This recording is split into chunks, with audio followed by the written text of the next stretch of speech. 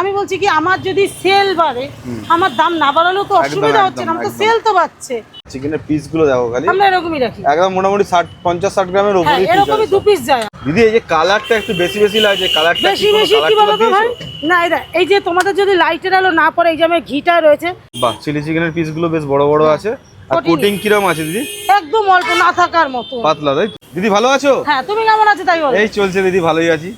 তো মোটামুটি এখন তো একদম আগের যা মেনু ছিল সেই সব মেনুই আছে। হ্যাঁ, সেই সমস্ত মেনু আছে। এখন কি কি পাওয়া যাচ্ছে?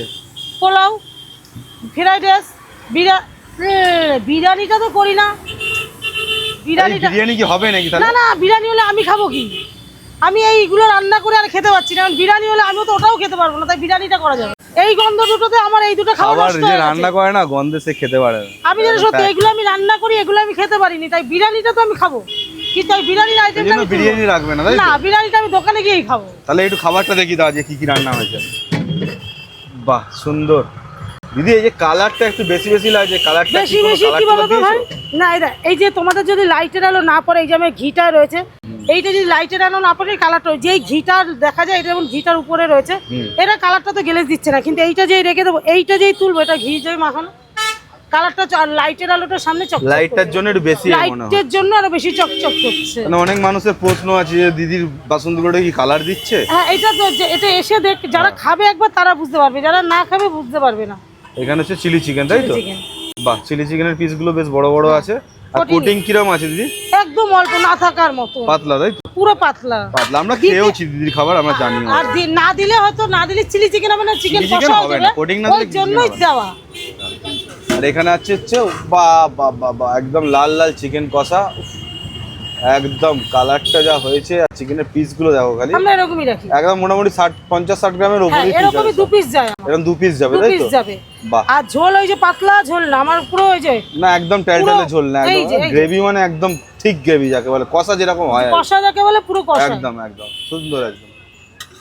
আর এর সঙ্গে ওইদিকে কি আছে? ওইদিকে ফ্রাইড রাইস, তাই তো? বাহ বাহ বাহ, একদম লম্বা লম্বা চাল, একদম ঝরঝরে ফ্রাইড রাইস, আর সব রকম ভেজিস তো আছে ওর মধ্যে। তো দিদি এখন দাম, আর দিদি পেছন দিকে এটা নতুন করলে নাকি গো বসার জায়গাটা? এটা আমার বাবারই দোকান ছিল, এটা খুলতাম না, এখন এটা খুলেছি। বাহ সুন্দর হয়েছে, এটা বসার জায়গা ছোট্টখাটো। না না অনেক ভালো হয়েছে, এসে বসে সবাই খেতে পারবে অ্যাট লিস্ট। আগে তো তোমার এখানে খাওয়ার সেরকম জায়গা ছিল না, না না দাঁড়িয়েই খেত না, চেয়ারও ছিল না, এখানটা চেয়ারটাও ছিল না, তখন চেয়ারটাও ছিল না, দাঁড়িয়ে খেত। এই টেবিলটা তো তখন ছিল সবে নতুন, হ্যাঁ ওটা সামনে ছিল, হ্যাঁ ছিল না, এগুলো সব নতুন করা হলো আমার।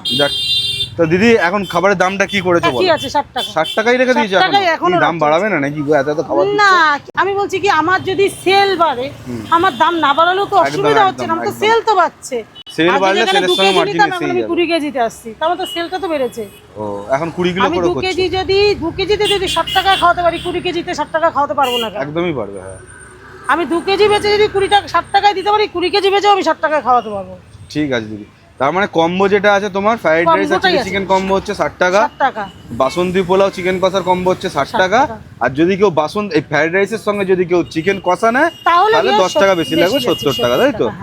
এখনো তো অনেকে জানে না তোমার দোকানের অ্যাড্রেসটা। এইটাই আমার প্রশ্ন, অনেকে জানে না, অনেক ধরো আসলে না, অনেক বাচ্চা ধরো ছেলেবেলা আসলে বলে কি ওইখান থেকে আসতে দিতে বারণ করে দিয়ে, অনেকে বলে শুনি তোমার আসতে হবে তোমার মধ্যম গ্রাম থেকে। এই হচ্ছে মধ্যম গ্রাম থেকে আসছে রাস্তাটা, এই সাজিরহাট ব্রিজ, একদম ব্রিজের সামনে দিক থেকে আসতে হবে, এসে বলতে হবে যে সাজিরহাট 3 নম্বর প্ল্যাটফর্ম থেকে আসতে হবে, 3 নম্বর প্ল্যাটফর্ম থেকে আসতে হবে, তাই তো?